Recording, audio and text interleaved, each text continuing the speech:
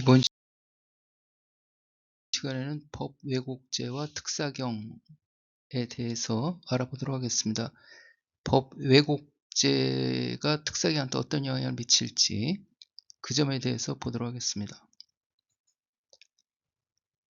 그 법 왜곡죄 최대 피해자는 특별사법경찰이 될 것으로 예상된다. 예상이에요, 예상.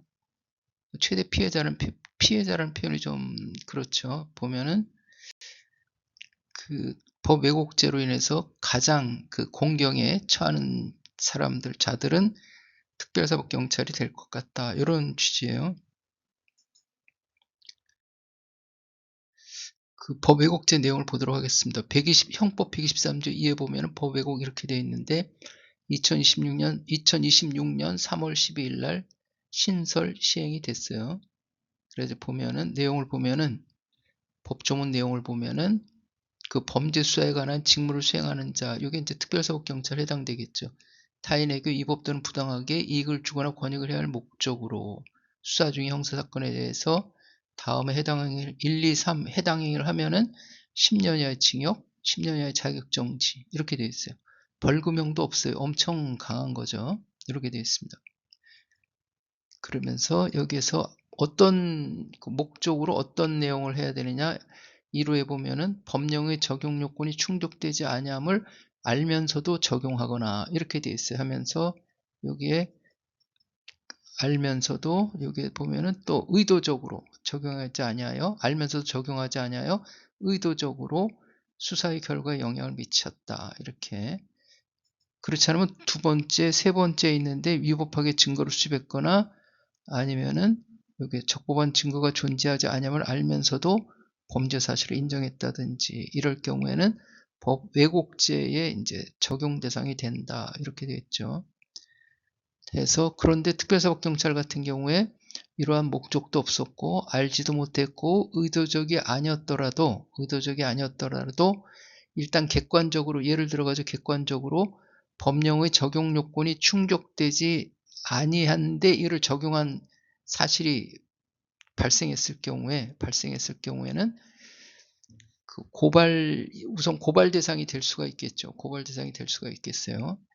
그래서 여기에서 보면은 이렇게 목적이 있었는지 없었는지 알았는지 몰랐는지 의도적이었는지 아니었는지는 조사를 해봐야 할 수 있는 거니까 그러면은 결국에는 목적 없고 알지 못했고 의도적이 아니었으면 실제로 처벌은 받지 않겠죠. 실제로 처벌을 받지는 않겠지만은 그 과정에서 처벌까지 나가지는 않더라도 그 과정에서 고발을 당한다든지 하다 보면은 또 여기저기 뭐 수사기관에 일반 경찰에 고발당하면은 또 가서 조사를 받는다든지 해서 수사 업무 수행에 많이 그 위축이 될 것이다.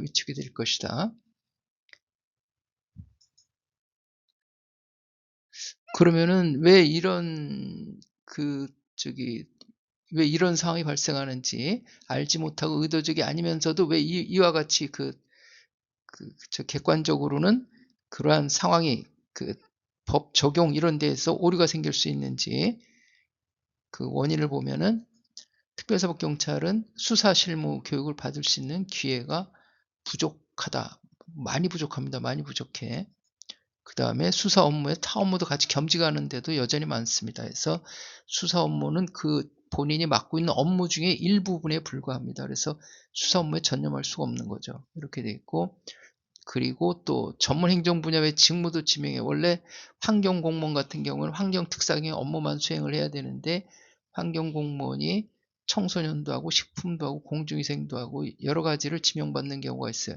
인원이 부족하거나 그럴 경우 이제 그런 사례가 발생할 수 있겠죠. 그리고 또 이렇게 선호하는 보직이 아니다 보니까는 인사이동이 너무 잦아요. 그래가지고 담당자들이 수시로 교체가 되다 보니까는 전문성 확보하기가 좀 어렵죠. 그렇게 돼 있고 또 어떤 일부 업무는 직무 수행이 불가능할 정도로 업무량이 너무 많아요. 이런 것들은 무보험 운행 사건, 의무보험 미가입 운행 사건 같은 경우가 여기 해당됩니다. 그리고 10월 달에는 이제 검사 수사지 제도가 폐지가 될 예정인데 지금까지는 특별사법경찰이 그 본인의 부족한 점 이런 부분들은 검사의 주의를 받아서 보완해 나왔는데 10월 이후부터는 독자적으로 이렇게 판단해서 처리해야 되기 때문에 오류가 더 많이 발생할 수 있겠죠. 그런 부분들. 해서 근본적인 원인은 수사 업무 수행의 필수 요건이 형법 총칙, 형사등법 규정을 숙지하지 못한 채 업무 수행을 하다 보니까는 법 왜곡죄로 고발당하기 쉬운 여건에 처해 있다. 이렇게. 그러면 대책이 뭐가 있는지 보면은 검사 수사지 폐지 예정인데 그 검사 수사지 폐지는 하더라도 그 대체 수단이 신속히 강구가 돼야 된다. 지금 4월달인데 10월달까지 별로 남지 않았는데 그리고 교육과정도 교육도 수사 업무 실무 교육도 그 연중 실시해가지고 그 교육을 심도 있는 교육을 좀 받을 수 있는 그런 여건이 돼야 되겠다. 그리고 수사 업무에 전담할 수 있도록 전념할 수 있도록 전담반 설치가 되어야 되겠다. 이미 설치되어 있는 데도 있습니다. 그렇지만은 설치되어 있지 않은 데를 말하는 거예요.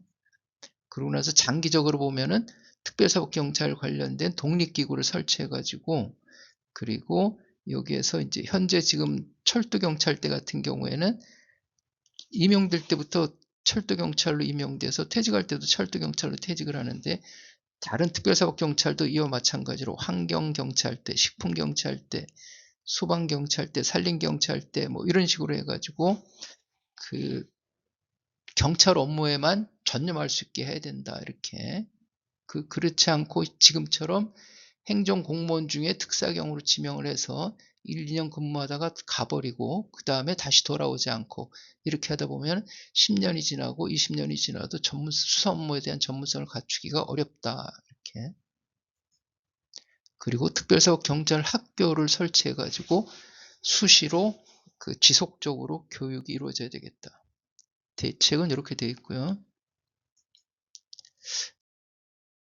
자, 이렇게 해서 그럼 특별사법 경찰에 대한 그 현황이 어떤지 그 부분을 이제 간략하게 말씀드렸는데 좀 더 구체적인 현황은 댓글로 이 그 현황에 대한 그 영상 그것을 링크를 해놨으니까는 참조하시기 바랍니다.